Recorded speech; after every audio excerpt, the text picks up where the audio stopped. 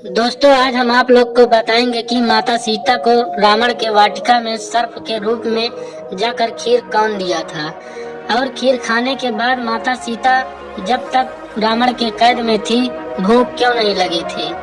दोस्तों, एक बार जब माता सीता को रावण हरण करके लंका में ले गया था और रावण माता सीता को अपने महल से दूर अशोक वाटिका में रखा था, तब रावण माता सीता को बोल रहा था कि मेरे इजाजत के बिना लंका में कोई प्रवेश नहीं कर सकता है और सीता तुम्हें तो मैं स्वयं लाया हूँ। तुम मेरी बात मान लो, मेरी रानी बन जाओ और अपनी जिद मत करो। मैं तुम्हें अपनी रानी बनाकर रखूंगा और जितनी भी मेरी रानियां हैं वह सब तुम्हारी दासी बनकर रहेंगी और तुम्हारी सेवा करेंगी। तो दोस्तों, आप लोग को तो पता ही होगा, माता सीता एक पवित्र और पतिव्रता स्त्री थी। इसीलिए माता सीता ने रावण की बात को स्वीकार नहीं किया था।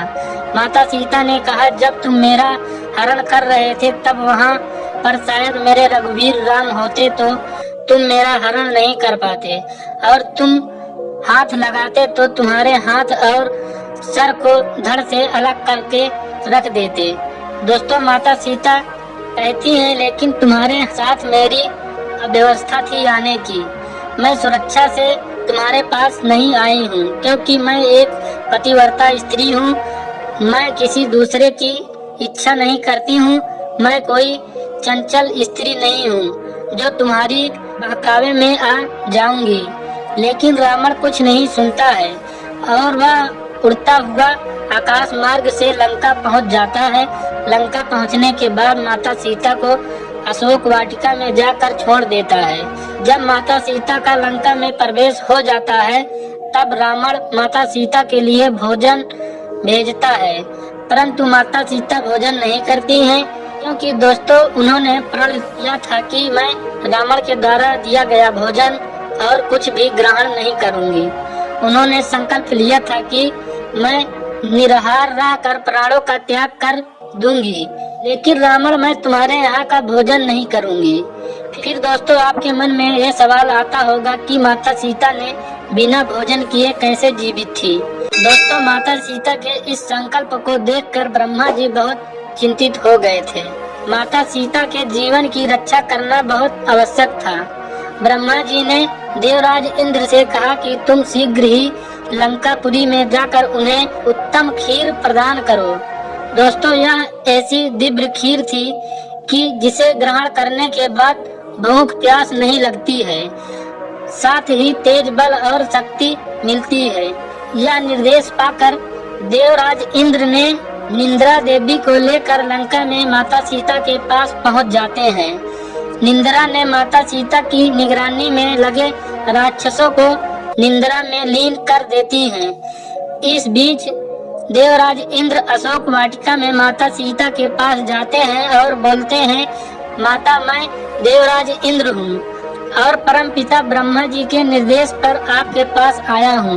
मैं आपके उद्धार के लिए महात्मा ऋषि रघुनाथ जी की सहायता करूँगा और माता मैं आपके लिए विशेष खीर लाया हूँ। देवराज इंद्र ने माता सीता से कहा कि इसका सेवन करने के पश्चात आपको कई वर्ष तक भूख प्यास नहीं लगेगी। तो दोस्तों, आप लोग को बता दें कि लंका एक ऐसी मायावी नगरी थी कि वहाँ कुछ भी होना असंभव नहीं था। कोई भी दानव किसी का भी रूप ले लेता था, कोई भी कहीं भी जा सकता था। इसीलिए दोस्तों, माता सीता द्वारा किसी पर सहज विश्वास करना कठिन था। उन्होंने कहा कि मुझे कैसे विश्वास हो कि आप ही देवराज इंद्र हो। मैंने श्री राम के साथ रहकर देवताओं के लक्षण अपनी आंखों से देखे हैं। देवताओं में कुछ विशिष्ट लक्षण होते हैं जिसे मैं अच्छी तरह पहचानती हूँ। यदि आप देवराज इंद्र हो तो उन लक्षणों को दिखाइए, तभी मुझे आपकी बात पर विश्वास हो जाएगा।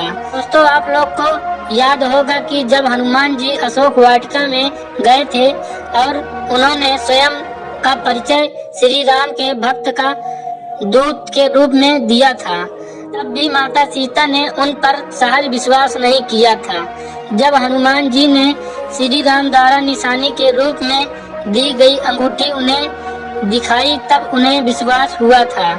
वह इस बात को जानती थी कि किसी के भी द्वारा भगवान श्री राम की इस अंगूठी की नकल नहीं की जा सकती थी। सीता माता द्वारा ऐसा कहे जाने पर देवराज इंद्र के पास कोई विकल्प नहीं था। उन्होंने वैसा ही किया। उन्होंने कहा कि माता देखिए, मेरे पैर धरती को स्पर्श नहीं कर रहे हैं। मैं धरती और आकाश के बीच पर निराधार खड़ा हूँ। सीता जी ने देखा कि देवराज इंद्र की आंखों की पलकें नहीं झपक रही थी। इसके अलावा उनके वस्त्रों पर धूल का स्पर्श नहीं था। उनके गले में जो पुष्पमाला डाली थी, उनके फूल मुरझाए नहीं थे। दोस्तों, ये लक्षण देवताओं में ही पाए जाते हैं। इन लक्षणों को देखकर सीता माता को विश्वास हो गया कि यही देवराज इंद्र है। उन्होंने देवराज इंद्र द्वारा प्रदान की गई खीर हाथ में लेकर मन ही मन प्रभु राम को निवेदित करके उस खीर को ग्रहण कर लिया था। खीर को ग्रहण करते ही माता सीता को भूख प्यास के कष्ट से मुक्ति मिल गई थी। और दोस्तों, देवराज इंद्र के मुख से श्री राम और लक्ष्मण का समाचार पाकर माता सीता बहुत प्रसन्न हुई थी। माता सीता को पूरा विश्वास हो गया था कि प्रभु श्री राम उन्हें लंका से मुक्त कराने के लिए अवश्य आएंगे। दोस्तों, वह खीर ही बहुत अद्भुत थी, इसीलिए माता सीता को लंका में भूख कभी नहीं लगी थी। तो दोस्तों, इस कहानी के बारे में आप लोग क्या सोचते हैं, कमेंट बॉक्स में अवश्य बताइए।